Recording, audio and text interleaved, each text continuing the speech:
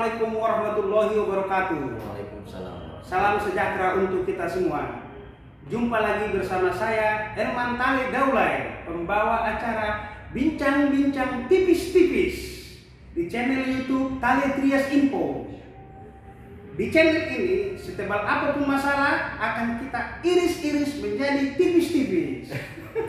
Terkait tema politik kontestasi 2024, saya akan mengundang bintang tamu Adinda Adirifan, Direktur Eksekutif Arus Survei Indonesia, yang baru saja melansir hasil surveinya terkait kontestasi politik 2024.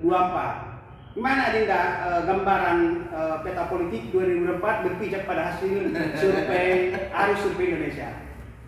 Baik, terima kasih Pak sudah diundang. Ini abang saya ini. Saya berteman sama abang ini sudah kita anggap abang, kolega juga Kang. Sudah 10 tahun kita berteman ya Bang ya. Betul. Sangat lama sejak saya lulus kuliah S1. Menarik Bang kalau kita bicara soal kontestasi 2024. Kebetulan Arus Survei Indonesia baru saja merilis temuan survei dengan tema Capres Cawapres Potensial 2024. Dan kita memotret persepsi politik dari klaster figur. Jadi ada 8 klaster yang kita cek ya, tokoh-tokoh dari 8 klaster. 8 klaster inilah yang menurut kami akan menjadi sumber kepemimpinan nasional di 2024. Klaster pertama adalah klaster partai politik, ya pimpinan partai kita cek. Kemudian ada klaster kepala daerah, ada klaster menteri, ada klaster TNI, kemudian ada klaster polisi, ada klaster pengusaha, ada klaster tokoh agama, dan ada klaster akademis teknokrat. Jadi semua itu kita cek dan hasilnya sudah kita publikasi. Mungkin bagi yang menonton ini bisa cek di Google ada. Nah itu pertama Bang ya. Yang kedua terkait kontestasi ini, kita selain cek 8 klaster itu, kita juga mengukur secara umum. Ada 24 nama yang kita ukur kemarin Bang. Mulai dari Prabowo ya, hingga BG, hingga Haidar Nasir, hingga Said Agil Siroj. Itu kita ukur ada 24 nama. Tapi temuan menariknya adalah dari nama-nama yang muncul itu belum ada calon presiden yang elektabilitas di atas 15% temuan kami. Jadi semua masih di bawah 15%. Belum ada yang menonjol ya? Belum ada yang menonjol dan elektabilitas belum ada yang eksponensial. Nah, sementara di sisi lain ada undecided voters ya, yang belum menentukan pilihan itu di angka 22 sekian persen. Itu artinya apa? Artinya publik masih menunggu figur baru, Pak. Ada 22% yang menunggu figur baru, atau dengan kata lain sudah, kalau bahasa abang nih, itu 4L, Bang. Lu lagi. Jadi mereka sepertinya asumsinya begitu. Pengen cari figur baru barangkali, atau analisa berikutnya adalah karena Pilpres masih 3 tahun lagi, jadi masyarakat belum memikirkan politik. Ya, mereka memikirkan nasib mereka masing-masing. Mencari uang di tengah pandemi ini sulit Pak. Alih-alih Pilpres, urusan makannya susah. Kira-kira begitu. Lanjut. Nah, itu yang kedua Bang. Yang ketiga Bang, kalau bicara Pilpres, kita harus juga bicara tentang konfigurasi kursi. Karena kalau kita bicara presidensial threshold, hanya PDIP satu-satunya partai yang bisa mengusung capres-capres sendiri tanpa berkoalisi. 20%. Kursinya kalau dihitung 22% lebih ya, 22% kalau kursi DPR RI. Itu PDIP. Sisanya mereka harus berkawan, berkoalisi. Kalau bicara Pilpres jadi PDIP yang sudah aman gitu kira-kira. Nah, tapi kalau saya sebagai peneliti politik, saya berharap nanti muncul 3 poros koalisi, bukan 2 poros koalisi. Ini penting karena biar tidak terjadi 2 kutub yang saling bertentangan, seperti terjadi di Pilpres 2019 dan 2014 Pak. Karena 2 calon saling berhadapan-hadapan, jadi polarisasi sangat tinggi Pak. Kalau 3 kan nggak setinggi itu. Terbelahannya. Apalagi nanti kalau misalkan 2 poros koalisi ini, satu adalah porosnya Prabowo ya, satu lagi porosnya Jokowi. poros Prabowo itu bisa diwakili Anies. Ya. Karena kalau kita cek suara Prabowo yang lari itu rata-rata ke Anies bukan ke Sandi, ke Anies. Nah kita cek juga larinya suara Jokowi nanti kemana, ke Ganjar gitu. Jadi kalau misalkan dua tokoh ini muncul, bisa terjadi polarisasi lagi Pak. Politik identitas bisa lagi menjadi semacam alat untuk kampanye kan begitu. Ini pertarungan UGM lagi nih ya. Pertarungan UGM lagi. UI di mana? UI di pojok aja kan. UI jadi surveyor. Sementara UI jadi surveyor dulu ya. Di pojok sana nonton dulu. Iya. Tapi katanya ini gimana? Berarti kembali ke politisi lagi yang pengusaha macam Sandiaga Uno, Erick Thohir, Haritanu ini katanya juga bisa kuda hitam nggak kira-kira dia? Begini, kalau sudah bicara pilpres itu berbicara 3 tas Pak. Syarat untuk maju itu 3 tas. Pertama adalah elektabilitas. Yang kedua kapasitas.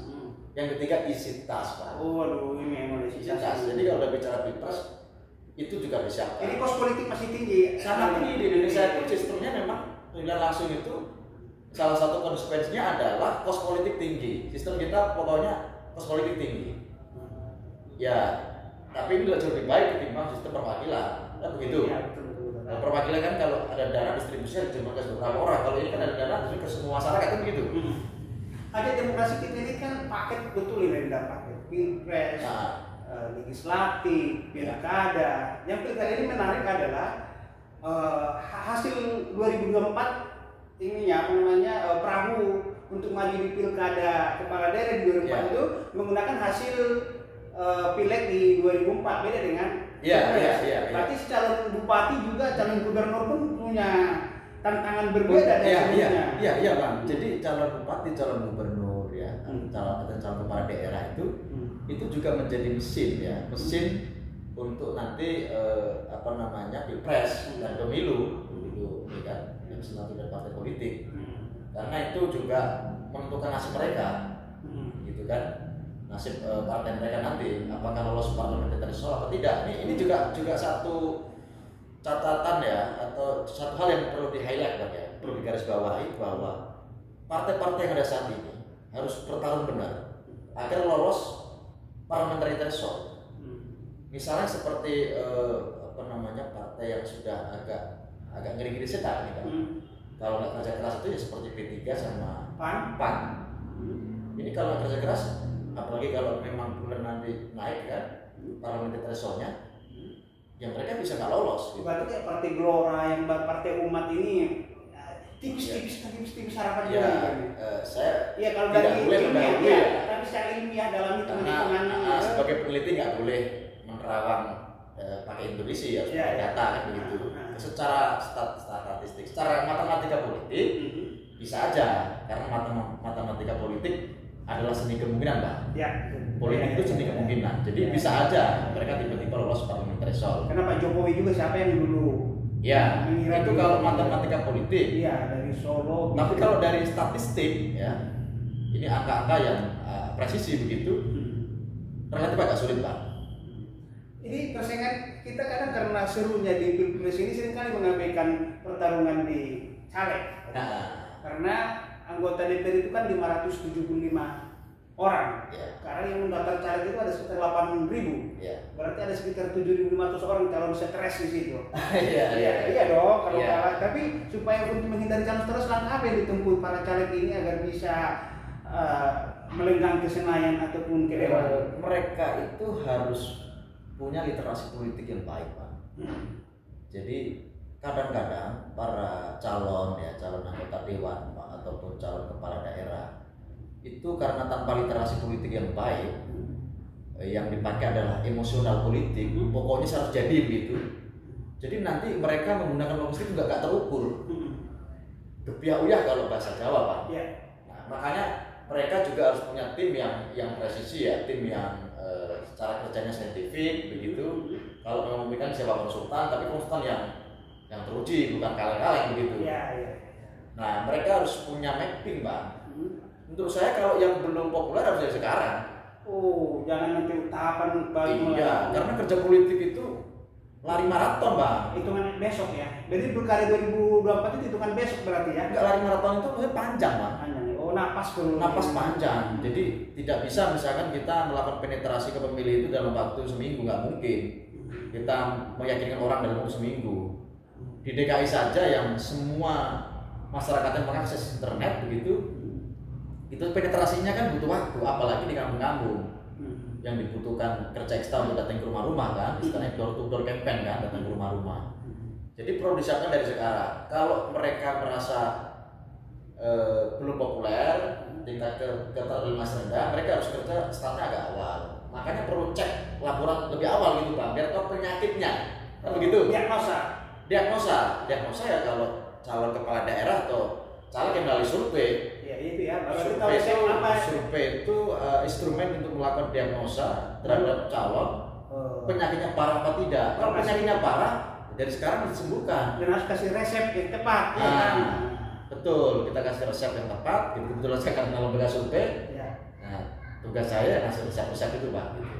Oke, pemirsa, demikian bincang-bincang tipis-tipis saya dengan adinda saya Ridwan ini di channel ini. Sekali lagi, setebal apapun masalah, serumit apapun masalah, akan kita iris-iris menjadi tipis-tipis. Assalamualaikum warahmatullahi wabarakatuh.